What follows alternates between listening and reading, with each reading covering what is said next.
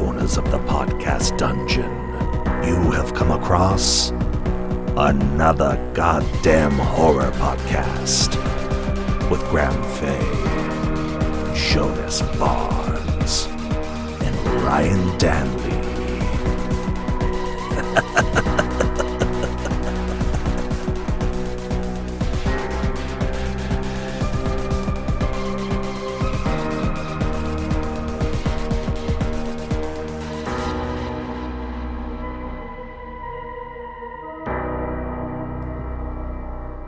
Welcome, everybody, to yet another goddamn horror podcast. I'm one of your hosts. I'm Ryan Danley, coming to you from a kind of cloudy, like it's straight up like fall in Portland, Oregon. It's gorgeous here. It's quieted down. Smoke is in the air, though. Things are still on fire. What kind of fires are burning in Brooklyn, Jonas?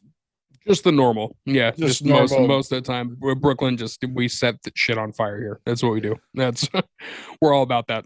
Yeah, it's just, we're sliding nicely into the fall and winter, and I don't think we ever don't set anything on fire here. It's just kind of our thing now. So we are missing a member of our team today. We are missing Graham. He was busy at home cutting sleeves off his shirts, and be like being a dude with a beard. Like it was just a lot for him today. So he's not making the patron saint of the sleeveless that he is. So we love you, Graham, and we miss you, and we'll bring you back on the next one. Hey, Jonas, do you want to introduce our amazing guest? Fuck yeah, I do. We're very, very happy to have this guest on today. I'm gonna let him give his bio, but somebody who is directly involved with one of my absolute favorite movies of the year, Terrifier 2. You guys might know him as Uncle Creepy. Steve Barton, how you doing, man? Hey guys, first of all, born and bred in Brooklyn, so I can attest that we do shit and like learn things. Happens. Just it's the city where we stab each other to say hello. Yeah, right, exactly. Yeah. So yeah, man, this is thank you so much for having me. It's a real pleasure to be here with you guys. Yeah, there's nothing going on, right? I mean, nothing at all. Nothing happening at all. No movies, no anything to talk about or anything like that. No. It's October. It's a very slow horror month, I mean, listen, this is the best October I could remember in a really long time. For sure. I did Dread Central. I created Dread Central and owned and operated it for 18 years as editor-in-chief. And this is the best October I could remember for horror in a really, really long time. I mean, Smile's whipping ass. Halloween's in theaters again for its final chapter. There's a new Hellraiser on, there's a show by Mike Flanagan called The Midnight Club that's really hell. There's something spooky on like every channel. So there's no shortage. This is almost like in some weird way, this year's been like a golden age of horror. It's really been good this year. I fully agree. I'm absolutely ecstatic to have our little offering thrown into the mix, and just a little tiny movie. You know what? It really is. What's going on with it right now is nothing short of a miracle. And fuck, dude, we're just really grateful and really humbled that people are digging Terrifier 2. It was a really long road. Even getting the first one released was a really long road. And yeah, I'll talk about whatever you want to know, man. Fire away. Well, I want to bring something up because between Ryan and myself, Ryan has not been able to see it yet, unfortunately, but I have seen it multiple times this time. Okay. And like, I want to jump right into this because I don't want to spoil much for people that haven't seen it. So I won't get into too much of that stuff. But what I will say is that this, for a sequel to be as good as this is insane, especially for a horror sequel. Because, I mean, everybody that likes Terrifier, the first one, we like it for what we like it for. Like it's a showcase of effects, it's a showcase of Art the Clown. Yeah. Like we're not going there looking for a fucking giant plot, you know? You're Like not it's going not to find it. That's for right, sure. right. Yeah. Right. It's not what it was for. But then you have this one coming along and it does everything the first one did, turns it up to 1,000 and does it in a way that is so entertaining to see with people. Yes. Like obviously streaming it at home is whatever. Like people, we've been streaming now because the world, you know, was fucked. So we all streamed everything for as long as we did. So we're used to it. But I don't think I've had a more enjoyable experience in a movie theater than I did when I saw the premiere in New York City. Thank you. Like it was incredible. And with everybody that was there, with you and Damien and all the people that were acting in it and all the people that were involved, to see all of you guys at the end of that premiere, like getting the love that you did from that crowd, like it was so well deserved. It's very hard not to get emotional, you know? Listen, the first Terrifier came across my desk. Damien emailed it to me when I was searching for, you know, the first movie to lead the Dread Central Presents label through Epic Pictures Group. And quite frankly, I was watching a shit ton of movies, you know, and honestly, they were all crappy and not something you want to lead your company DVD label with, you know. Sure. Damien sent me Terrifier and I watched it. And then I watched it again. And then I watched it again. And I said to myself, this is it. This is the one, you know, this is the one that has to be out there. And at that point, Damien, he had completed that film in 2016 and he couldn't get it released because of the content, you know, and it is a very strong content film, Yeah. you know, and everybody wanted to they wanted to edit it, they wanted to do this, they wanted to do that, and I didn't want to do any of that shit. I was like, no, you edit this movie, it's no longer this movie, it's one of a dozen movies. Yeah. And at that time, we were going through some, well, I especially was going through some growing pains with Epic Pictures Group had bought Dread Central, which was always for 17 years an independent company. But, you know, the bottom dropped out of the .com business. So it was either we sell or we close up ship. Sure. I was fine with closing up ship, but then, you know, this is all you know how to do sometimes. So you're like, fuck it, let's try it. Right. And there was a lot of static between myself and the powers that be, the guy running the ship at that particular time. And they started giving me a lot of grief. A lot of grief. What the fuck is grief? A lot of grief. I think it's like grief. It's like Yeah, grief. It's like creepy grief. So Yeah. I think it There it works. is. Yeah, yeah. Sometimes you just want to rip open your shirt and show your fucking hips to grief and say, "Let's go." Wow. So anyway, What a line that was. so it started getting bad, and the pushback started affecting Terrifier. You know, I was being given the line that this movie wasn't marketable. You know, it is already in theaters. Nobody wants this. I didn't know what I was talking about. And it got to the point where at one point I stood up and I said, listen, if this movie doesn't perform the way I think it's going to, I will walk away. You can have my company, you can have my piece of it. I will quit. And I put 18 years of my career on the line right there and then because I believed in this movie. And they kind of looked at it as a good, quick way to get rid of me because I was, you know, if I already agreed to leave, fuck it. It's going to be super simple if it doesn't perform. Right. So it was kind of released unceremoniously, but what they had done was they put us on Netflix, which was great. And being that the release itself was so unceremonious, it enabled the fans to find this movie and start championing it. And before we knew it, people were making their own stuff and people were getting tattoos and murals of this character started popping up all over the world. And Terrifier ended up being one of their absolute best sellers, you know? Right. I quit anyway because I'm that kind of guy. I figured if Terrifier was going to be my swan song from Dread Central, if everything I had done in my career had led up to that, and I was able to bring this movie or have a hand in bringing this movie into the world, I can't think of a better way to go out, you know? Fuck yeah. Yep. So it came time to do two, and we started our crowdfunding campaign because we have no money. We really don't, dude. You Right. know?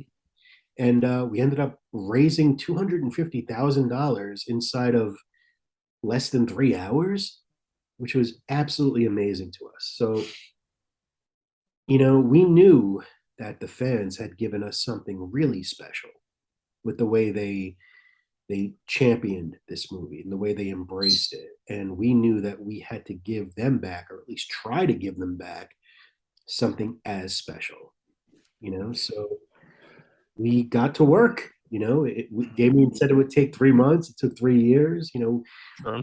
everything we could possibly have go against us. The fucking plague.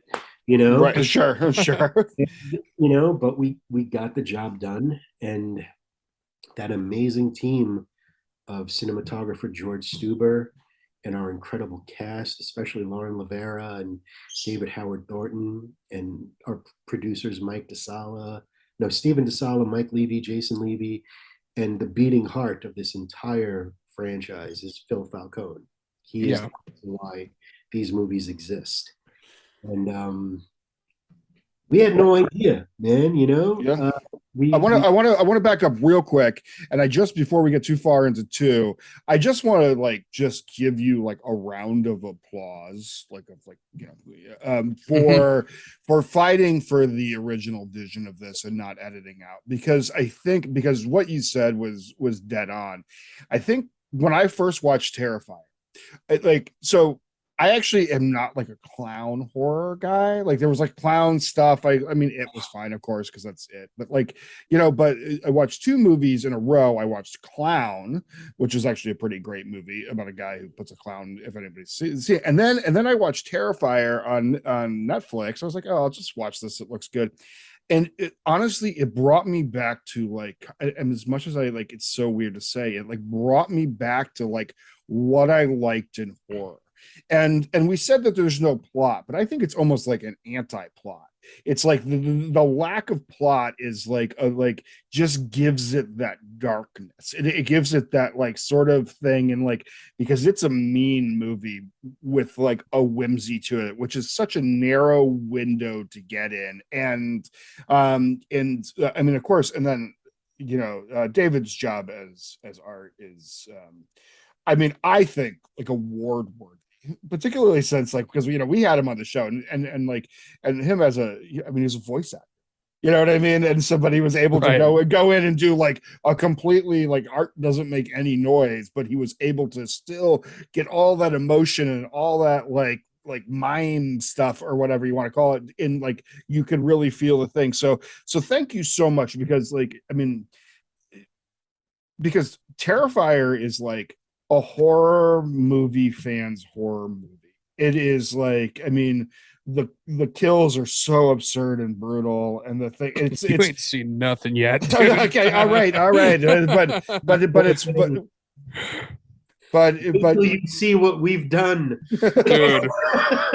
I actually, so I was bummed when I found out that I was good. We were gonna have it, and I hadn't seen it yet. But now I'm actually kind of enjoying it because it gets to be like a little bit of a thing. But I'm just saying, thank you so much for fighting for that and having like the integrity of the fans in mind because we need fans of the genres out there. You know what I mean? We need people who are like actual because it's such a specific thing what we try, you know what I mean? It's just like like what we like in it. It's why like like the new Star Trek movies don't really the old Star Trek people don't really like it. And the things like because there's like there's a feeling and a vibe that movies need to get, and Terrifier freaking had it.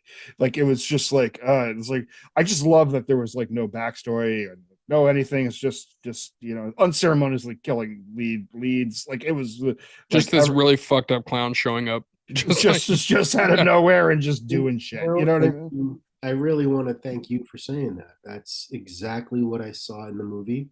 It's exactly why I knew or I felt that this was going to work because it was something we hadn't seen in such a long time, and there's a true purity to that first movie For sure. of its content. There's a real purity to that movie, and that purity is something we had to really, man, we had our work cut out for us, Oh yeah. in terms of making a sequel. Because how do you make a fucking sequel to that? And then Damien Leone comes over and he's like, hold my drink, Sure. Yeah, I mean, because I mean, clearly, like, as a like as a writer and comic and stuff like myself, I mean, the kind of I know that the kind of guy who dreams up the hacksaw scene, that's like got to come in like halfway. You know what I mean? Like he's like I got this on tap, but what about this? You know what I mean? We're all in the, but the guy who can dream that up, or the human who can dream that up, has but it's got a little treasure chest of awesomeness in it. He Oh does. yeah. Oh yeah. He does. So, thank you so much, man. I mean, it's so appreciated. It really, really is. So at this point, I'm no longer with Dread Central. I'm being Uncle Creepy, a name, had I have known the connotations would take on 20 years later, I might have been a little bit more selective. Right. I mean, it was just a name from an old comic book that I loved. So, Right. And before I knew it, I adopted it as a pen name, and it just kept going, whatever. And but that's all I knew how to do, man, right? So when the time came to do the second one, I said to Damien, dude, I have to be involved. Not because I needed it to work or whatever like that, just because this movie is ingrained on me. It's a part of my DNA. You know what I mean? So I had to be a part of that. It meant everything, and Damien was kind enough to let me come on, and I will always appreciate that no matter what. And we got to work and made this fucking movie. And we were really close to just saying, fuck it, we're just going to distribute it ourselves. And then Bloody Disgusting came in like fucking champions, dude. And Sure. Brad Miska was like, dude, what do we have to do to get this movie? And we had those conversations, and I just want to state that Bloody Disgusting, Cinedigm and Screenbox, they're fucking champions, man. They really went to bat for this movie, which is like the polar opposite of our experience on the first film. And fuck, dude, they really carried us. And at first it was supposed to be like a 30 to 60 screen release, which is immense for a little movie that's Sure, totally. With no marketing budget at all to speak of, right? And especially for the type of movie that this is. Oh, absolutely, dude. I always say this movie didn't get released; it escaped. Yeah. Just like from Brooklyn person to Brooklyn person, this is a Nighthawk Cinema movie at midnight. Oh, you know what I mean? 100%, 100%. So I just, before we knew it, it was up to 300 theaters, then 500 theaters, then 700, and we were like, wait, this movie? You know what I mean? This is the movie you're choosing to put in how many theaters in the most sensitive fucking times in all of our lives, And I really believe that because over the last several years and all the shit that we've all been through and all the bad that has been piling up to our fucking necks, and every movie nowadays, and I'm not saying this is a bad thing or if there's anything wrong with it, there's certainly room for it, but every movie nowadays comes with a message. There's always some underlying social message. And this movie's message is sit the fuck down and take the ride. Yeah. It's allowing people to just turn their brain off and just have fun. There's nothing to think about. It's like when you get into a roller coaster and the bar comes down in front of you, you're getting ready for chaos. Yeah. Just like that, I mean, to a certain extent, you get in the theater, you sit in the chair, the lights go out, that's the bar coming down, man. And we fucking don't let up for 5 seconds. And You really don't. And and people were wondering about the runtime, how could they sustain it? And you know what's really funny? It's like you could watch you watch this movie and it's paced so well that you don't even realize that it's 2 hours and 18 minutes of pure chaos, you know? yeah. And the only people now complaining about the runtime are the people who haven't seen it. And that's just, I see. I got excited when I saw the runtime because to me, that's like I just hear like leave it in. You know what I mean? Like when I have to do like an article and they only want 400 words and I have to write it and it's like 600 and I have to go back and trim a bunch of crap and stuff like that. I just hear like when I see that I'm like, oh, that's just so beautiful. They're just like leave it in. You know what I mean? Like let's just go with it. You know what I mean? So. Are there parts of Terrifier that could have been shortened? Probably. Right. But why? Why? I mean, we're in a world now where people binge 8 episodes of a TV show in one fucking day. Yeah, and right. They don't say a word about it. But give them more entertainment at the movie theater where you're paying fucking $25 to sit there. Then it's an issue, right? Sure. I will say this as somebody who's seen the movie, like, again, like I said, I've seen it multiple times now. So I've seen, like, usually when I watch a movie, especially if it's a movie I'm going to review, I watch it twice. So I watch it the first time to get my initial reaction, my initial right out the gate reaction. And then I watch it a second time to kind of like watch it and see if there's anything I missed or like see if it was just, basically the honeymoon period's over. And now I'm going to watch this movie with fresh eyes, So seeing this movie multiple times now, I can say that there's not really anywhere that I can see that cutting it would have been a good thing. Like I'm talking even by pacing. I'm not even talking about the brutality of it. I'm just talking about pacing wise and like the way that the scenes were shot and like everything that was put on film felt appropriate to be on the screen. Well, the rule, and thank you for saying that. The rule of thumb was if it didn't serve the story and it didn't propel things forward or it didn't need to be there, it was out. Right. Yeah. And that was Damien's mindset. So Damien is I know he hates when I say this, but he's a fucking genius. This dude has such a clear vision of what he wants, and he has this way about him where he doesn't want to compromise. He wants to make his movie, and he excites you like that, and then you get excited to make his movie, and then everybody on the set is bringing their A game because it's a very family-oriented feeling on the set. And even though Damien is, like I said, he's laser focused in terms of what he wants, he's also wide open to collaborate and bring stuff to say, hey, let's try this, or hey, let's try that. And he always does that. And the runtime, it never occurred to him when he was writing the script that he was writing a 2-hour and 18-minute movie. It was just how long it took for him to tell the story he wanted to. Sure. And this is what it is. So yeah, we broke a lot of rules. This franchise in particular has broken almost every rule of the slasher subgenre. Slashers can't use guns. Slasher has to be 90 minutes. You don't have to have characters who you care about. You have to show tits every 10 minutes. Right. None of that is in these movies, There's no nudity in Terrifier 2. None, because it didn't need to be there. Right.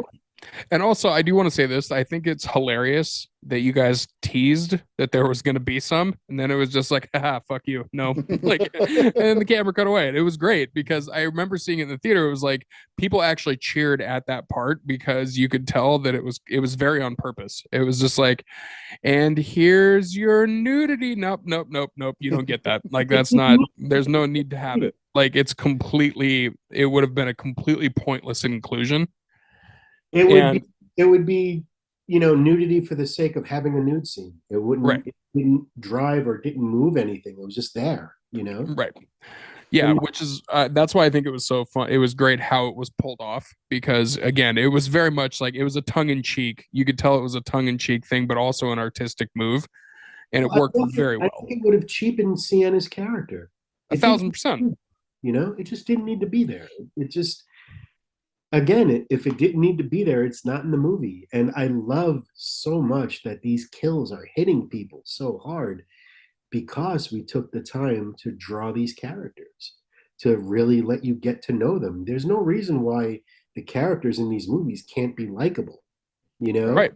And why not? Why not have a movie with characters you like or you relate to? They're not just fodder, you know, they're characters. And then when art does his thing, you know, it means something. There is Sure. shape. I really caught that in Train to Busan. Yeah.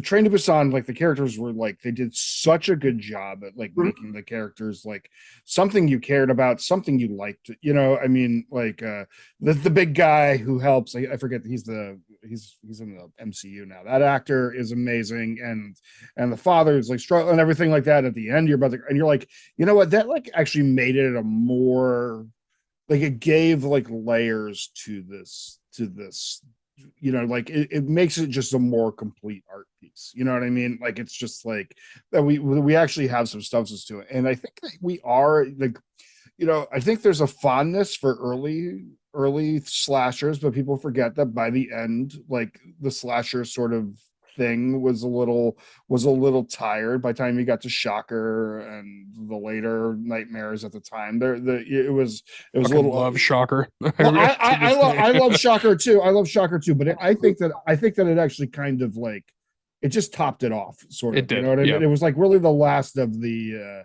you know, like Over the Top is the last Kenny Loggins soundtrack movie. Shocker is the last. Meet me halfway. Exactly. But Shocker was like the last, like we got Hair Rock, and then everything changed, and you know, so it's so coming in with a new angle and having some freshness. I think horror is cyclical. Like whatever's old is new again sooner or later. Sure. So what Terrifier is, you know, in the early 80s, I remember being a kid and we used to gather at the schoolyard and talk about all these disreputable horror movies. Like, oh, did you see that movie where this dude did this or this character did that? And there's a scene that featured this, and you know, and it was like that excitement where you gathered around what was the street water cooler, and you traded stories about these fucked up things you've seen that excited you. And I think Terrifier is very much a return to that, you know? It is. 100%. Effects work that are 100% practical, you know? The only VFX in this movie were stuff to just augment stuff like painting out blood tubes and, Sure, you know, some visual effects with the eyes and, of course, the sword. But all of the effects in this movie, all of the gore effects are practical. And we put that camera way the fuck in there. And you get to see what the hell we're talking about when you. Oh yeah. And I think, listen, you know what? To me, there's a vast difference between what we did in the Terrifier movies and say like a Hostel or a Saw, you know, because those movies can be really brutal, but these movies can be equally as brutal, only we take it to such absurd lengths that you just have to start laughing at it. Yeah. Hook the Clown is one of those characters who just he's literally evil personified, yet you kind of want to hang out with him, you know? Yeah, it's hilarious. And, you know, you laugh, because you know, and the mindset on the fucking set was, oh, just go as far as you want. Every kill in this movie goes like 70 steps too far, because we were like, this isn't ever showing in theaters. Right. You know, who knew? Dude, I badgered one of my friends that was gonna go see it the first weekend, and he his timing got all fucked up and he couldn't see it. So I was like, dude, they're coming in for a second weekend. Like, and I was saying it to him with the urgency of like, you need to see this in theaters, and you're not going to get another chance if you don't go see it right fucking now. And so he went and saw it, and he went and saw it super late at night. So he's over on West Coast time. I'm over on East Coast time. So I'm getting a text message from at 4 a.m. my time going, holy fuck, I just got out of the movie. Holy fuck. And so I wake up to this text, and I texted him back, just I was laughing, and I was like, so how'd you really feel about it? He goes, dude, the fact that that movie was in a theater is insane. And the way that I can compare it to anything, like people that are fans of extreme horror that is only in the underground market. So when I say stuff like unearthed films and shit like that, that's like on the underground market where you have to go to like the guinea pig movies, all that. You got to go to like boutique labels and shit to find like a $80 Blu-ray for this thing, you know, to see it. And this Terrifier 2 is that level of brutality, but it has a whimsicalness to it and like a fun aspect to it that I feel like the fact that it is out in theaters is such a good thing, because to experience that with a crowd of people is wild. Like, here's what we're most excited about and why we're really excited about what's going on. Listen, we are so grateful that it's Terrifier, that it's our movie that is doing this right now for a myriad of reasons. But had it have been any horror movie, we would have been just as happy, because right now, what we proved with this movie is that the indie filmmaker has a chance in going up against the Hollywood machine.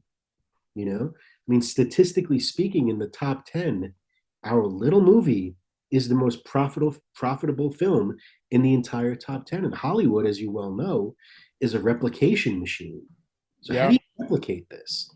The only feasible way to try and do that is to give younger indie filmmakers a chance. And to me, that is so fucking exciting, because that means we're going to get a lot more good shit in theaters that wouldn't have been given its chance, because now everyone knows there's a market.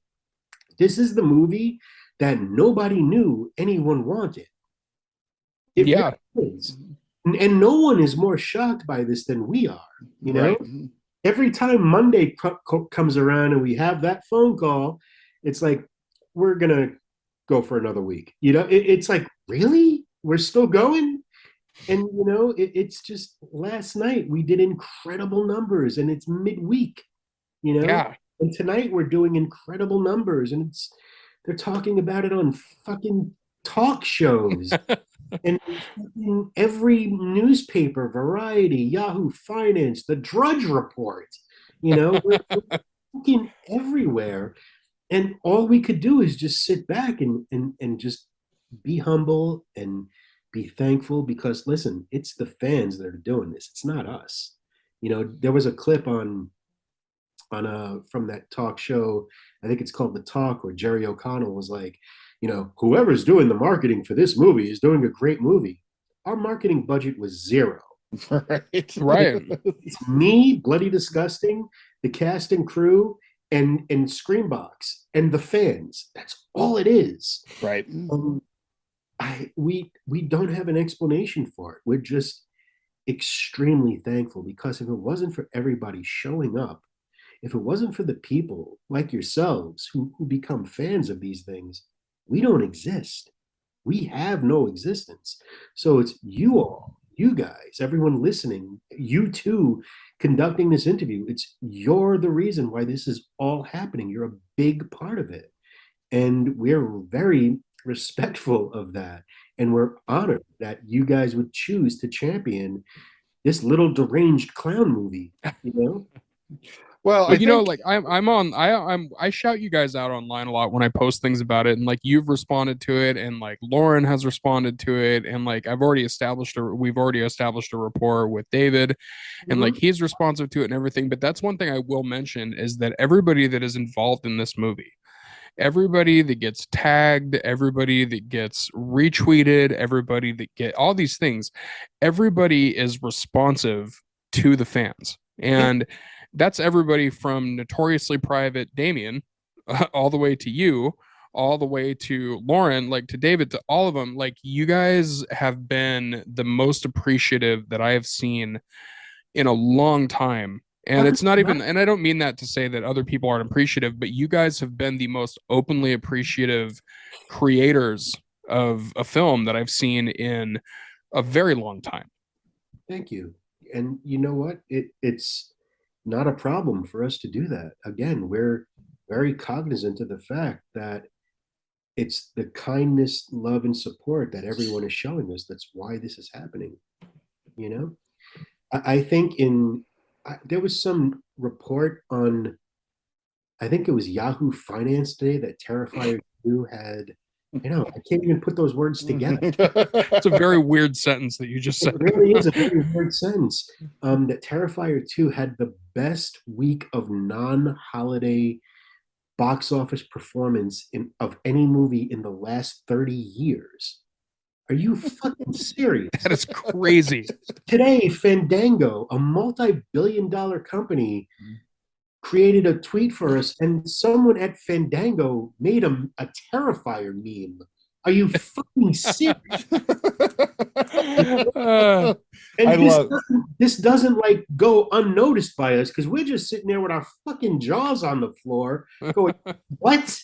But you know what? Listen, I always take the humble route, and I am a very humble person in everything I've ever done, and everyone on this cast and everyone in this crew is equally as humble.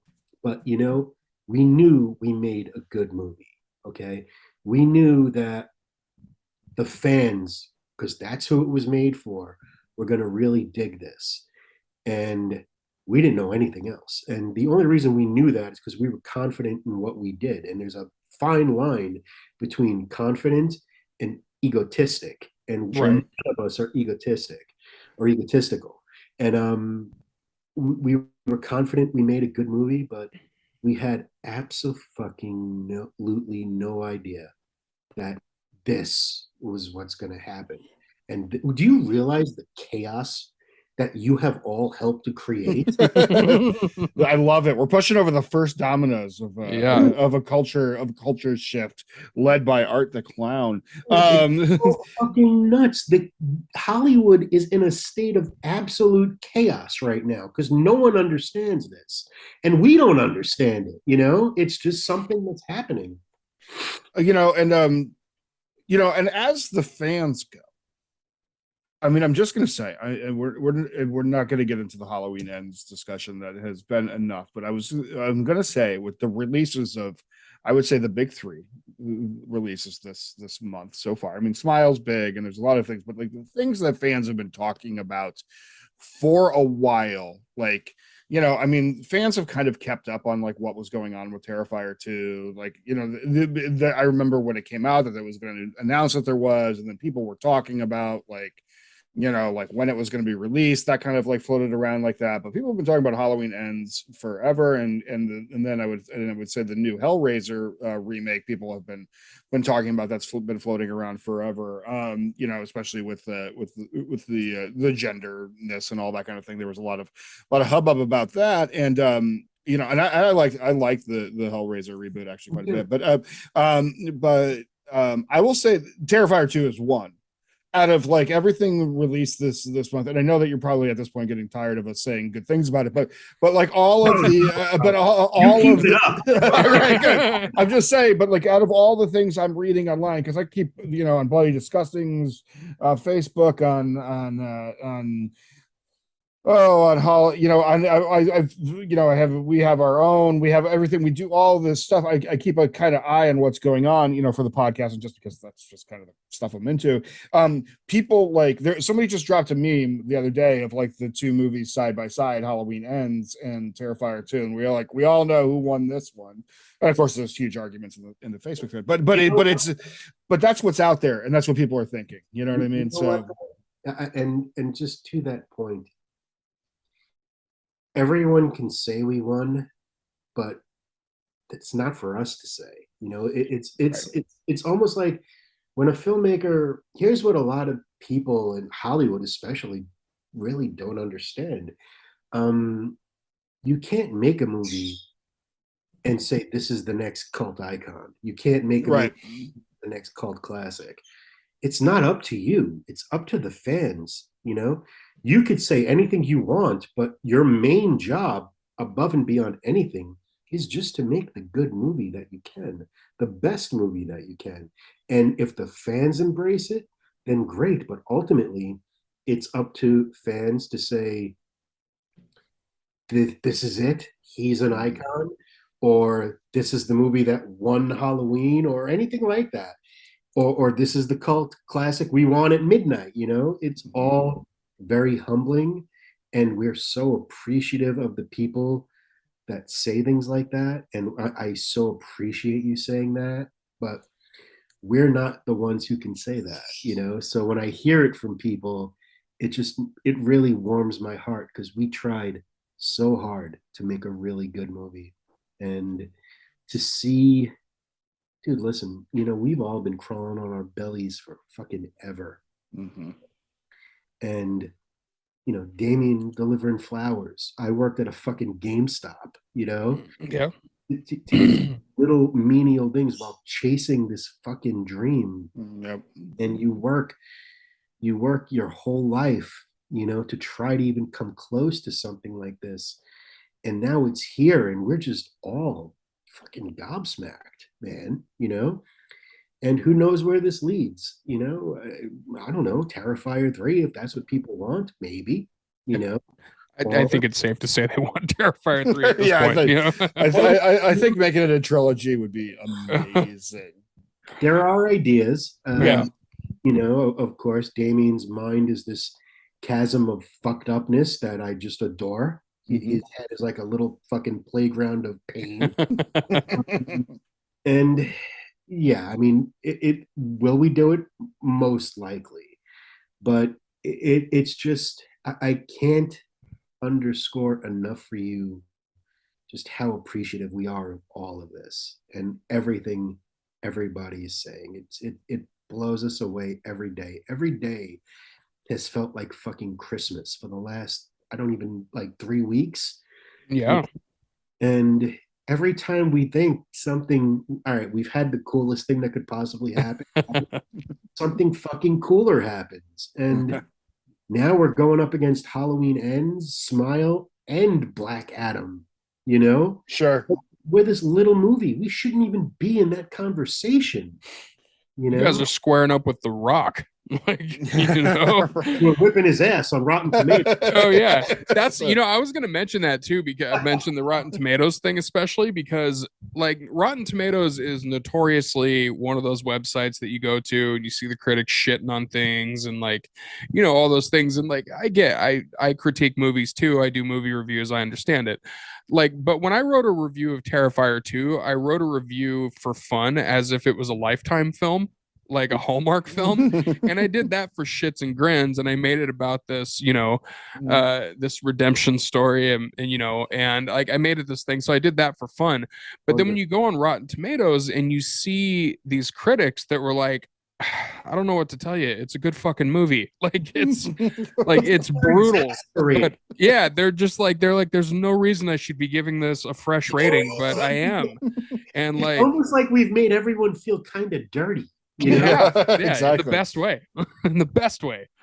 I want to say this: if you know, when it comes to the stuff that's in the movie, like I was saying before, I'm not going to spoil anything on here, but there's one scene that I do want to mention that is not necessarily a kill, so I don't want to spoil that, but I do want to ask about a scene and whether it was put into the movie as a callback to people giving the first movie shit for Art using a gun.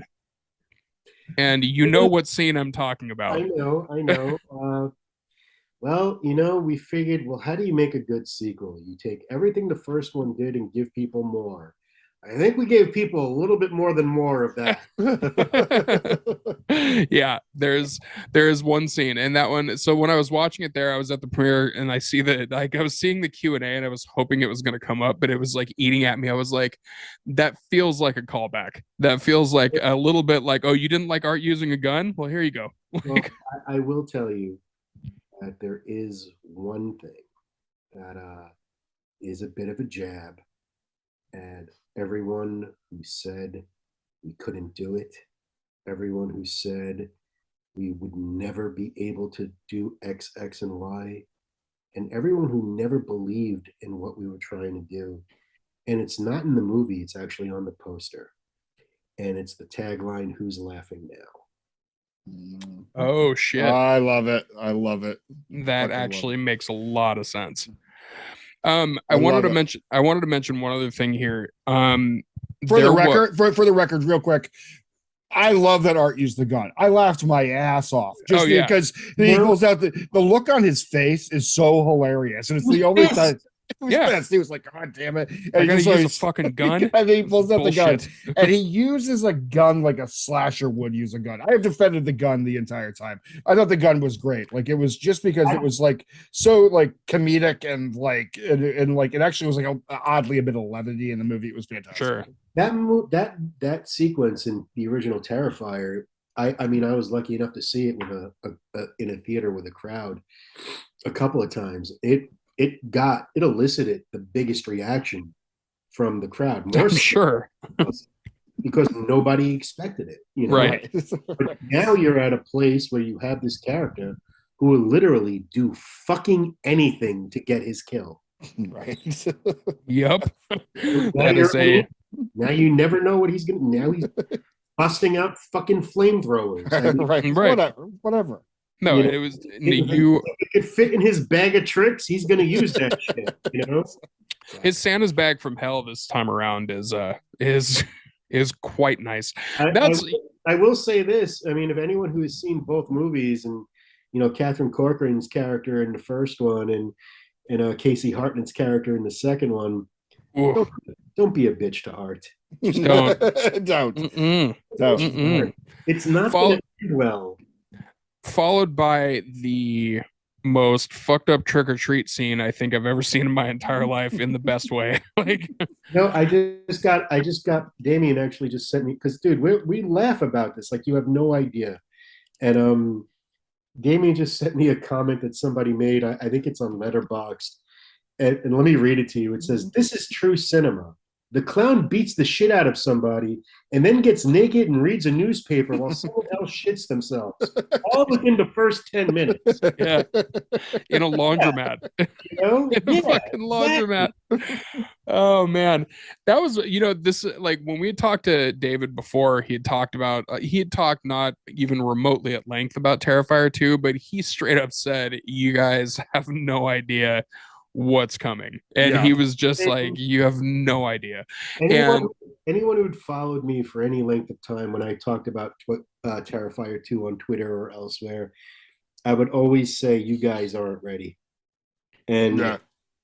they weren't. no, And you know what? At the end of the day, we weren't. Because look what happened, you know? And I've called this movie online. I've called it when I talk about horror and I talk about the genre, this movie is a miracle. Like in what's happening. Like there's no feasible reason that this movie should be performing the way that it is, should be in the amount of theaters that it's in, or be in the theaters that it's in. The fact that it's in chain theaters and not these boutique horror house cinemas and shit Mm-hmm. is insane. Like what this will do for horror moving forward is limitless. Like it absolutely is. Yeah. so exciting. All right. So do you want to try our Sinister Six opinion questions? There's no right or wrong answers, but of course there's always right Let's and wrong do it. answers. All right. All right. How do you want to do this, Jonas? Normally our other co-host does them, but because it's You want to go back and forth, Ryan? sure. I'll start it off. How about that? All right. All right. Freddie or Jason?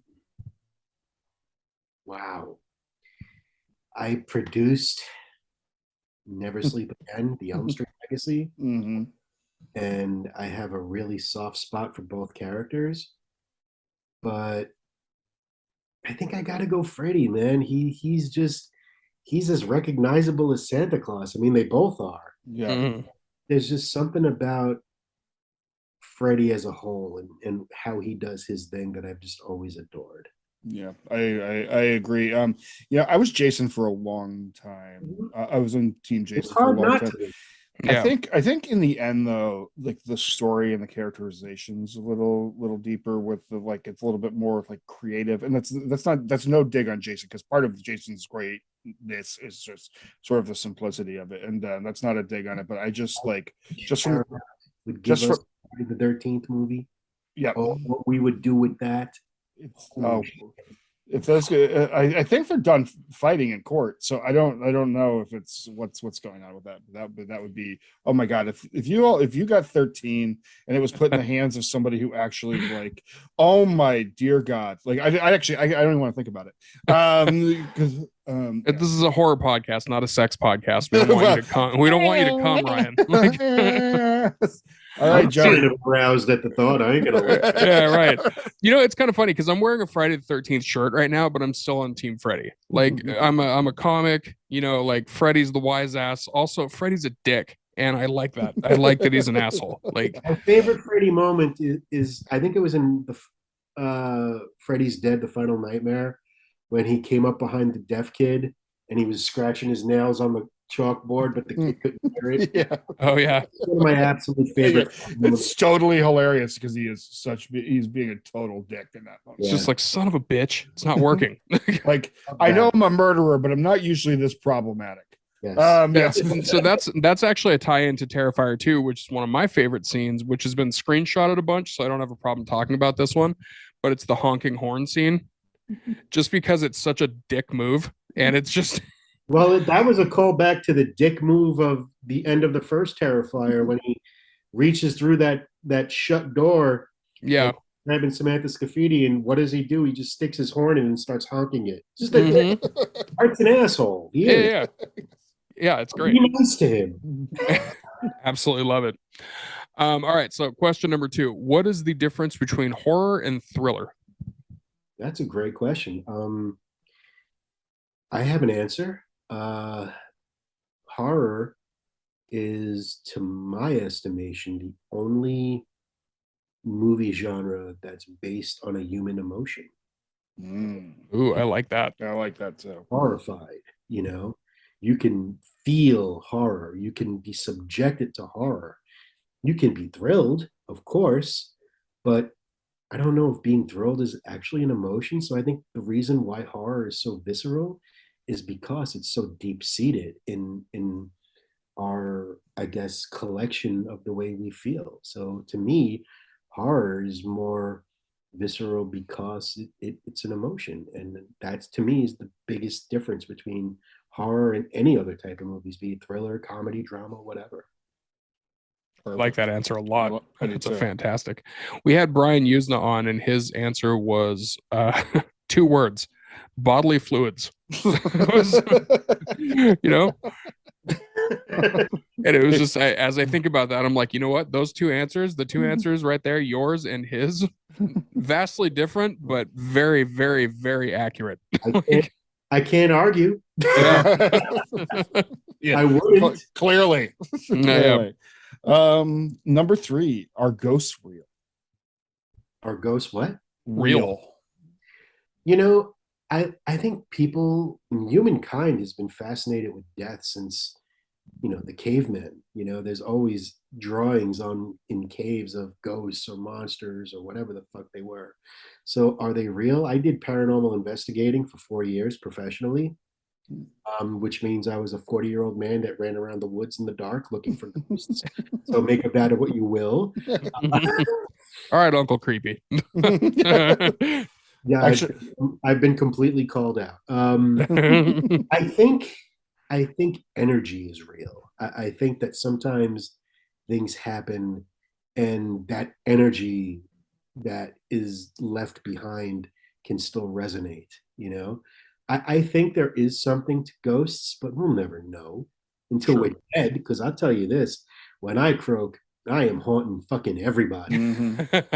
If I get that opportunity, I'm gonna fucking haunt everyone. There's nobody that's gonna be safe from who I'm gonna fucking. I'm gonna be a traveling fucking haunting sale. People are like, Damn. why is Dread Central not running today? And why does it keep saying "fuck you" across the screen? Well, Dread Central hasn't been running under my watch for about 4 years, so I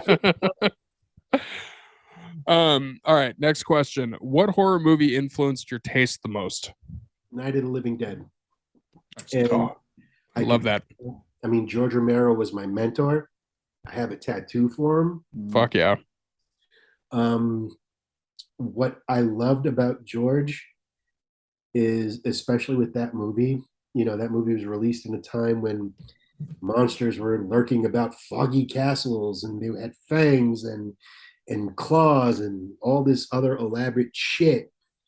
And George turned around and said, "No, the monster is us." Yeah, I And love it. I'll take people.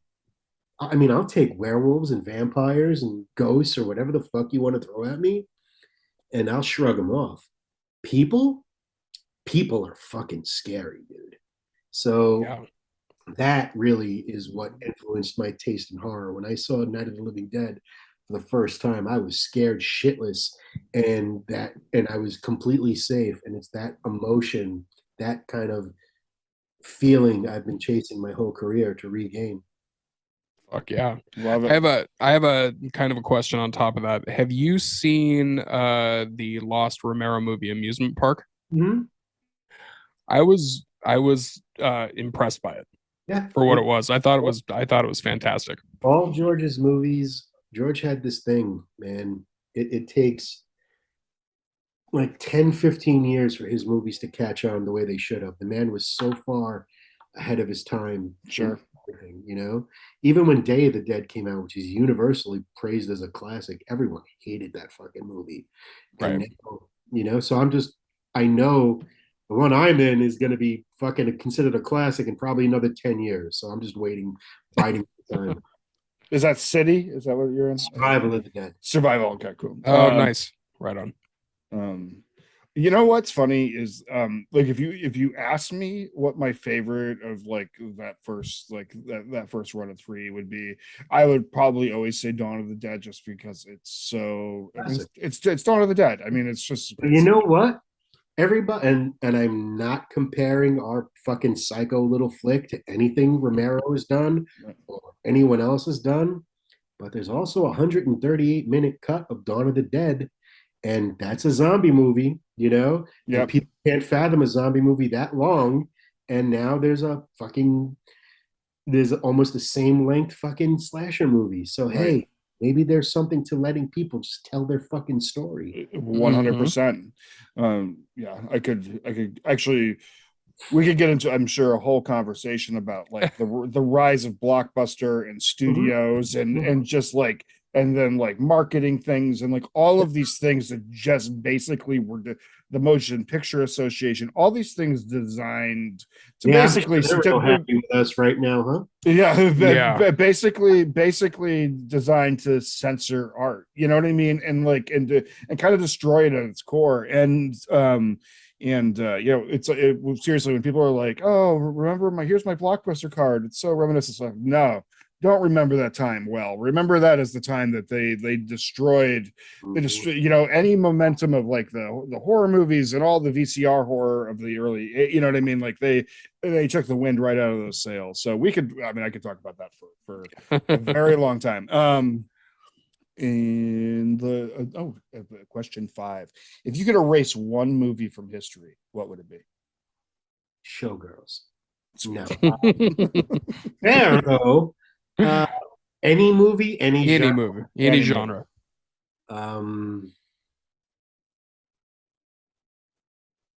Wow. It's always a tough question, and you can definitely pass on that one if there isn't anything, because that one's a tough one. I mean, for me, movies are art, and I think everyone has the right to tell their tale. Sure. Agree with it or not. And I wouldn't touch any of them, man. I truly wouldn't.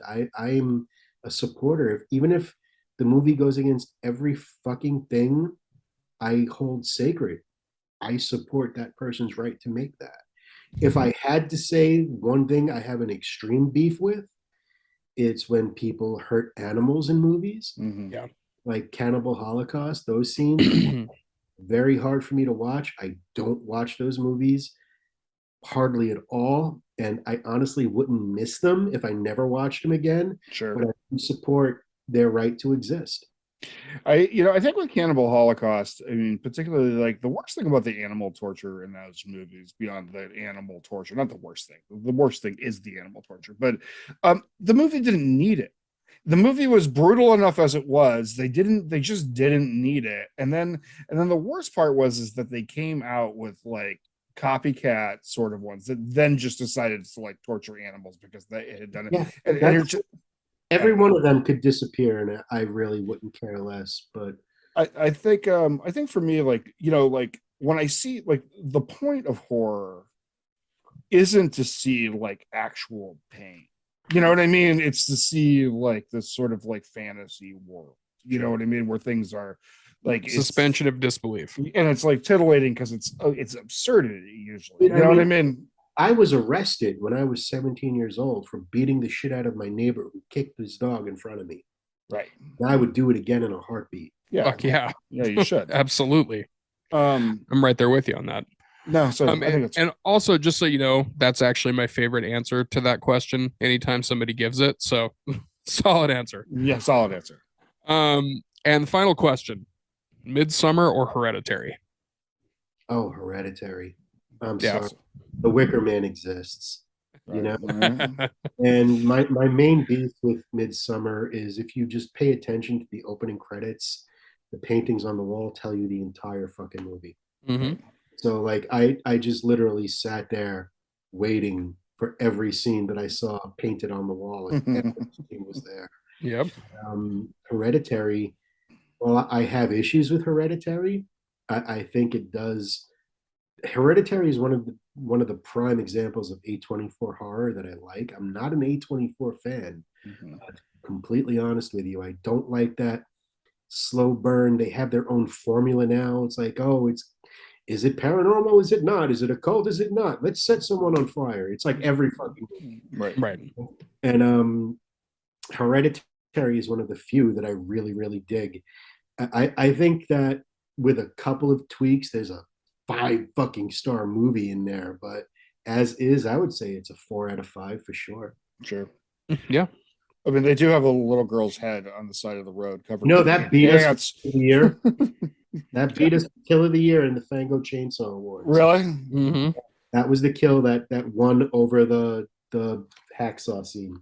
Yeah, I'm a little. People we put out there this time, goddamn. Because I can pretty much guarantee you, nobody has gone as far as we did. I can tell you that I agree with that 100% after everything that I've seen on it. Steve, that was a fantastic run through the Sinister Six. That was a fucking great run there. Yeah, that was fucking great. So you want to get into our recommendations before we wrap this up, Ryan? You got any recommendations?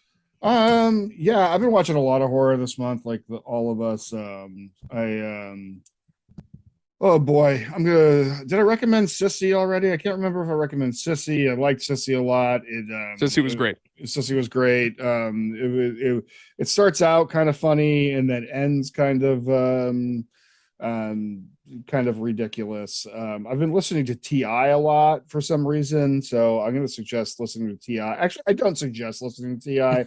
I'm just going to say that I've been listening to T.I. and that's it. Let's see. I'm going to say, and I'm going to suggest Werewolf at Midnight. That's my last one. I'm going to suggest Werewolf at Midnight. It's actually solid. Yeah, I thought it was super fun, and it was black and white, and it was short enough just to be like it didn't long. Man Thing was rad, and it was. I actually, I'm such a big werewolf fan, and to see kind of like the old classic like Wolfman style was like actually like really refreshing. You know what I mean? Because like Man Thing. Yeah, Thing, like stick Man Thing in anything. You know what I mean? Like stick him right in the middle of the MCU. You know what I mean? Like why don't we have more Man Thing? So many people don't realize that Man Thing has his own fucking movie, and they need to realize that it is a full-blown horror movie, and it's awesome for what it is. It's fucking awesome. It's low budget as fuck, but it was fun. Yeah, that's what I mean. Yeah, it's like a $5 Swamp Thing, and it's great. It's 100%. Absolutely great. Jonas, what do you got? So obviously definitely want to suggest Terrifier 2, recommend that. Go see it while it's in theaters. Fucking keep supporting it. They're going on weekend 3. Make weekend 4. Make weekend 5. Fucking keep it going and keep showing Hollywood and the fucking movie industry that the indie films can work. So keep doing that. I'm gonna go see it fucking again this week. I don't give a shit. I'm gonna take one of my friends to it and pop their Terrifier 2 cherry. Sweet. So definitely do that. Musically, I'm going to recommend the new Lorna Shore album. Dude, Pain Remains is their new album. It just dropped. It is wildly good. It's classified as deathcore, but it's not like it's deathcore, but it's a new style of deathcore. It's got some symphonics to it. Will Ramos is one of the most vicious vocalists that I've heard in metal in a long, long time. And he really gets to show off in the whole album. But I will say this, the entire band is immensely talented. So yeah, Lorna Shore, Pain Remains, it just dropped. And then also keep supporting horror in theaters.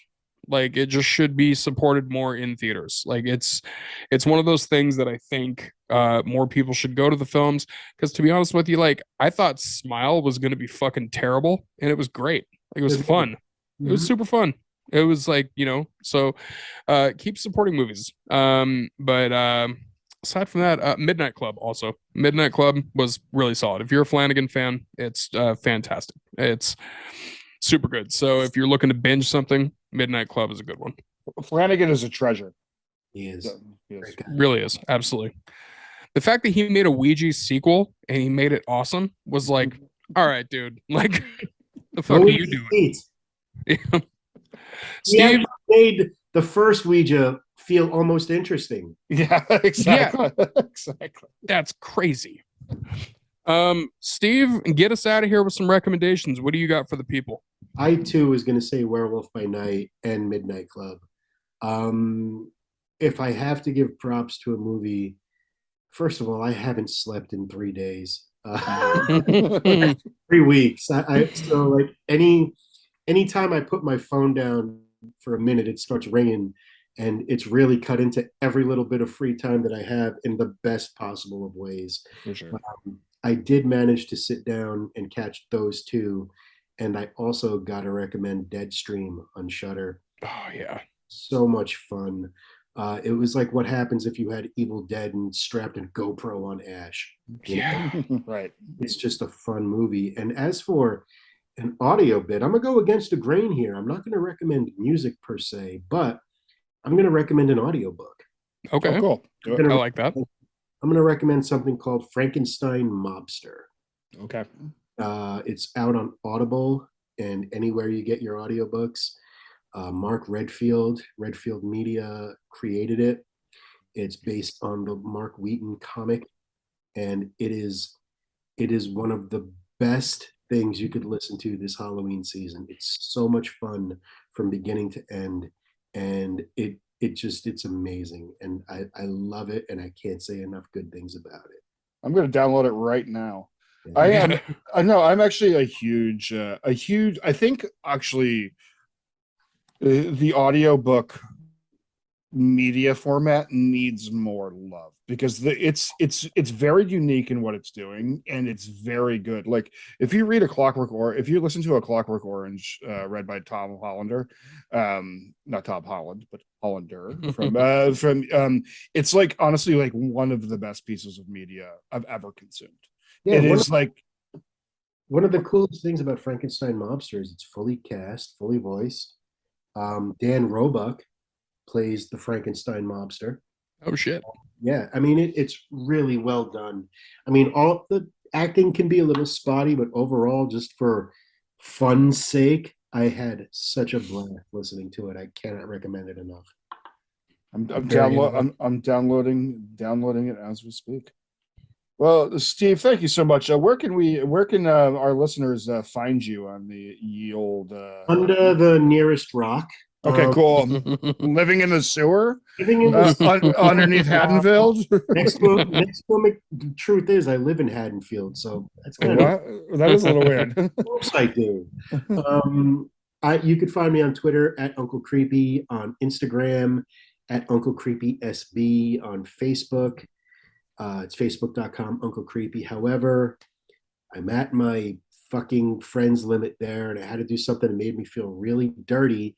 And that was open up a fan page for myself, which made me feel like that scene in Ace Ventura when he's plunging his fucking mouth. Sure.